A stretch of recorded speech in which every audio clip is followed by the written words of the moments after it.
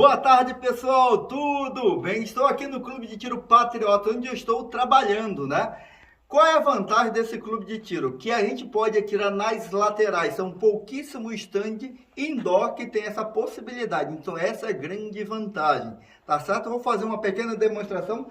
Temos alvo também balançando, bailarina, né? E todo treinamento que eu sempre falo, é importante você trabalhar barricado. Pegando, se abrigando um pouquinho, checando, opa, vou sacar o meu armamento, efetuar a disparo, vou escanear até encontrar o meu transferir de mão, eu posso aproveitar fazer uma recarga tática, encaixando, já que eu tenho esse pequeno tempo, guardando aqui, escaneando e dois. Vai varrendo a área, verificando, inclusive vou efetuar o disparo na também com uma das mãos. É isso que é bom você treinar, tirando, descarregando, checando que a arma está sem carregador, sem munição na câmara de tiro. Vou fechar, rebater o cão, coldrear, né? Vamos coldrear. 2 carregadores. Vamos lá verificar onde é que pegou os tiros.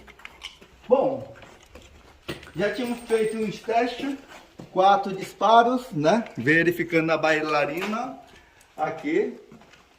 Bom. Ó, aqui no total eu fiz 4 disparos, mas já tinha feito 2, então tem 6 tiros, 2, 4, 6, inclusive mão forte e mão fraca. Ali também foi mão fraca. Nossa, mão fraca tá melhor minha.